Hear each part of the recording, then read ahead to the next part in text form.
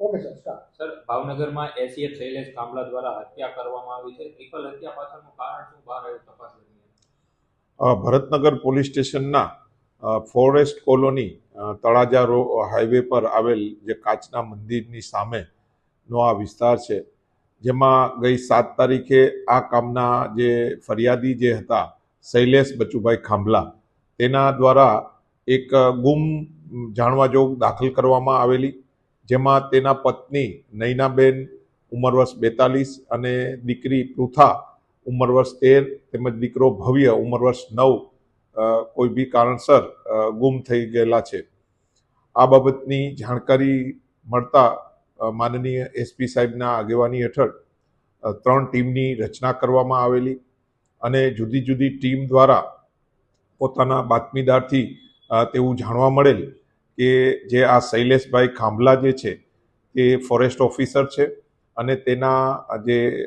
સરકારી ક્વાર્ટરની આગળ ગઈ 2 તારીખે કોઈ ખાડા કરવામાં આવેલા અને પછી જે 6 તારીખે આ ખાડા બુરવાની કાર્યવાહી કરવામાં આવેલી, જેના કામે પોલીસ દ્વારા અંગત બાતમીદારો રોકી અને આની જે ઇનપુટ હતી એને ડેવલપ કરતા એ વાત સાચી નીકળી અને ત્યાંના જે ફોરેસ્ટ ઓફિસરો દ્વારા જ જે છે આ શૈલેષભાઈએ તે લોકોને હુકમ કરેલો ખાડા કરવાનો અને પછી જે લાશ જે છે તેના પત્ની, તેનો દીકરા અને તેની દીકરીની લાશ ત્યાં ડિસ્પોઝલ કરેલો અને તેની ઉપર ગાદલું નાખી અને પાછું તેની ઉપર માટી નાખવા માટે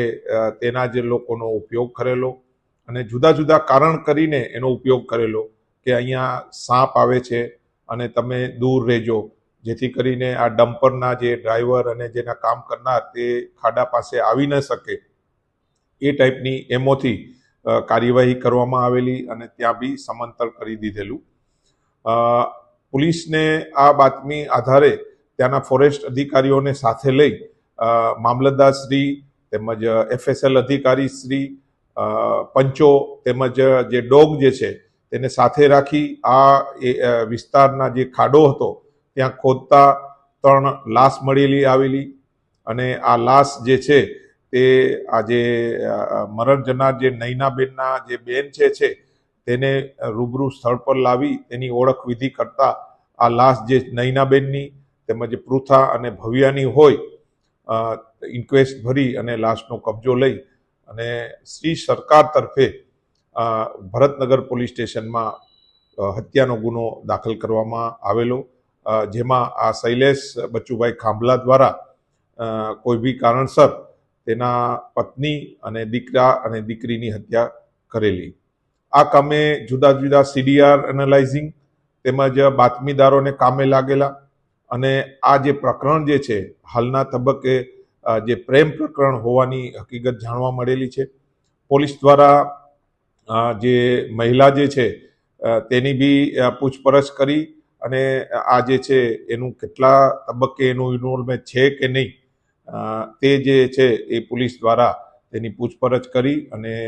જો હશે તો તેને કાયદાકીય કાર્યવાહી કરવા પોલીસ કટિબદ્ધ છે અને નહીં હોય તો શા કારણે જે છે આ જે મહિલા જે છે તેની સાથે કોન્ટેક્ટમાં હતી,